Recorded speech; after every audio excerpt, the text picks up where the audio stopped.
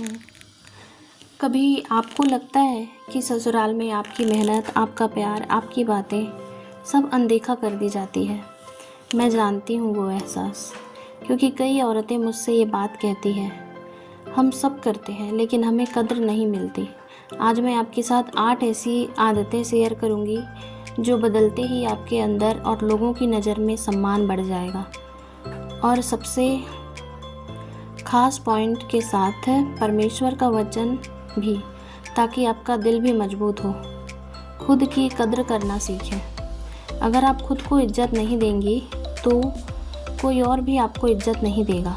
एक महिला थी, घर में सबका ख्याल रखती थी, लेकिन खुद की सेहत और नींद की परवाह नहीं करती थी।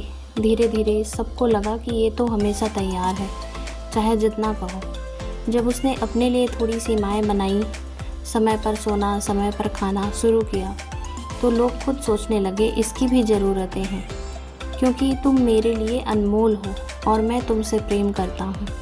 ये वचन में लिखा है बाइबल में, यशायाह 43:4 में। यह वचन हमें याद दिलाता है कि अगर परमेश्वर हमें अनमोल मानता है तो हमें भी खुद को वैसा ही मानना चाहिए। ना कहना सीखें। हम अक्सर हर बात में हाँ बोल देते हैं ताकि सामने वाला खुश हो जाए, लेकिन कई बार ये आदत लोगों को हमें ग्रांटेड लेने पर मजबूर कर देती है। एक बार एक बहू ने मुझसे कहा, मैं सब करती हूँ फिर भी कभी ना नहीं बोलती, लेकिन लोग फिर भी खुश नहीं होते। मैंने कहा, खुशी उनकी आदत है, आपकी जिम्मेदारी नहीं। तुम्हारी हाँ हाँ हो और तुम्हारी ना ना हो। मत्ती 5:37 में लिखा है। इसका मतलब है साफ, ईमानदार और नम्र शब्दों में जवाब देना। अपनी पहचान बनाए रखें।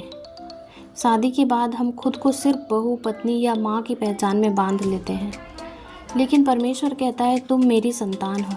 एक महिला जो गाना गाती थी, शादी के बाद सब छोड़ दिया। सालों बाद उसने फिर से गाना शुरू किया और सब हैरान रह गए कि घर के काम के साथ ये टैलेंट भी है।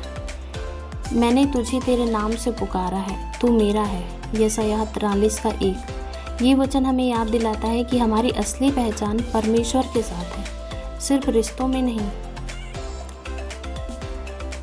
गुस्से में जवाब ना दें। जब कोई गुस्से से बात करता है तो हम भी उसी टोन में जवाब देने लगते हैं, लेकिन शांति से जवाब देना आपके आत्मसम्मान को और भी उठाता है। गुस्से में बोले गए शब्द याद रह जाते हैं, लेकिन शांति से बोला गया सच और भी गहरा असर करता है। नीति वचन 15:1 में लिखा है, कोमल उत्तर क्रोध को शांत करता है। हर समय उपलब्ध मत रहें। अगर आप हर वक्त सबके लिए दौड़ती रहेंगी तो लोग आपको ग्रांटेड ले लेंगे।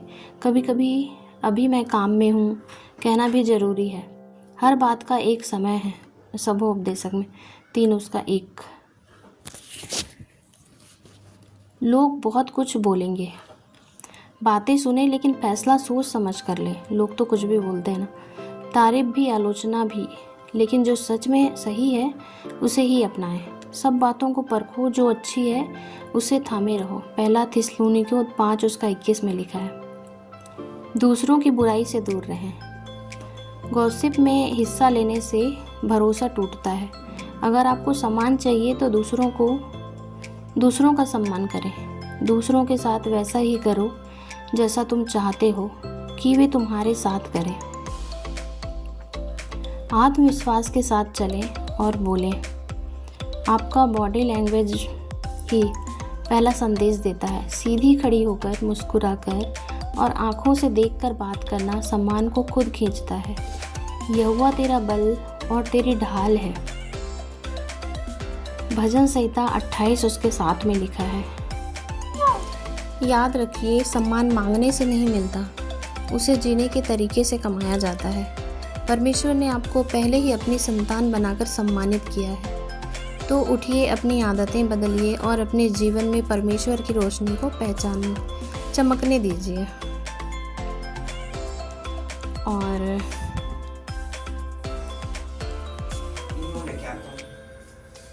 और अब मैं आपको अपने घर के बारे में कुछ बता देती हूँ।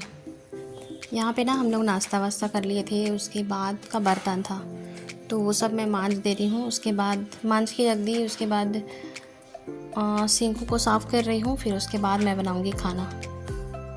तो अभी पहले इसको अच्छे से साफ़ कर लेती हूँ। और आज हम लोग बनाए थे नाश्ते में रोटी, अचार और चाय। सब्जी कुछ नहीं बनाई थी आज। असल में जेनी लेके गई थी इडली, तो वो जाते समय ना बाहर से खाई और उधर से लेके भी चली गई। तो आज मेरे को उतना बनाने की कोई ज़रूरत नहीं थी, तो फिर मैं बनाई भी नहीं।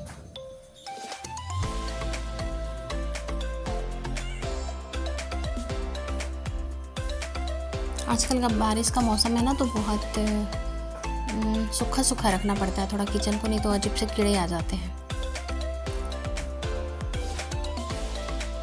और अभी मैं थोड़ा देर के लिए ना इसको पंखा चला के सुखा दूंगी। हवा में तो किचन थोड़ा सूख जाएगा अच्छे से।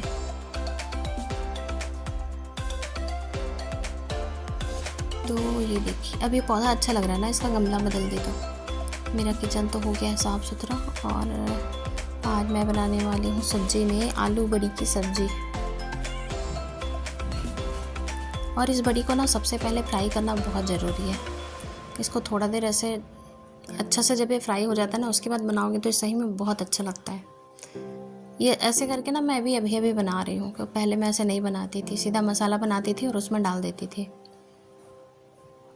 पर एक दिन मैं ऐसे सोची कि अभी मेरा मसाला वसाला नहीं हुआ है, तो मैं कढ़ाई में थोड़ा देर इसको ऐसे तेल डाल के थोड़ी देर पकने देती हूँ, ताकि उससे ना आलू भी पक जाएगा तो जल्दी बन जाएगा मेरा सब्ज़ी। तो ये उस दिन वैसे बनाई ना, तो मेरे को बहुत अच्छा लगा था, तो इसीलिए अब से मैं हमेशा ऐसे ही बनाना चालू कर दी बड़ी आलू को। इसमें मैं डाल रही हूँ थोड़ा सा जीरा, सरसों भी डालना था पर मैं सरसों नहीं डाली हूँ इसमें। अब ये जीरा जब भुंजा जाएगा उसके बाद मैं डाल दूँगी प्याज कटा हुआ।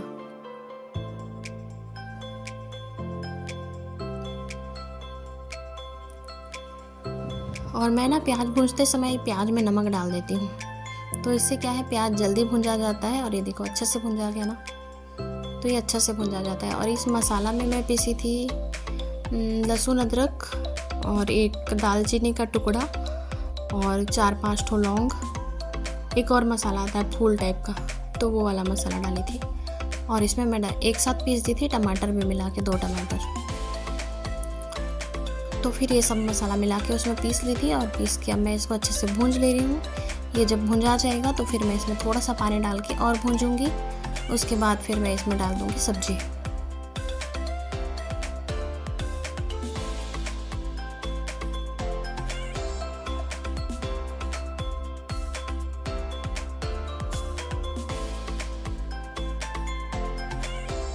तो ये देखो बड़ी को इतना ज़्यादा भूंज ली थी, और ये ना सही में बहुत ज़्यादा अच्छा लग रहा था।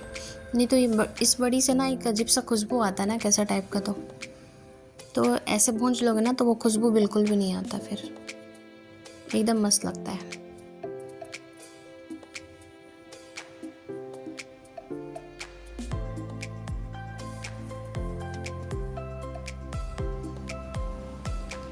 तो अब यहाँ पे बन के तैयार हो गया था मेरा सब्जी। और आज का वीडियो कैसा लगा ज़रूर बताना, और अगर वीडियो पसंद आए तो लाइक शेयर और सब्सक्राइब ज़रूर करना। अब हम लोग खा लेते हैं अपना खाना। बाय बाय, अपना ध्यान रखिए, खुश रहिए।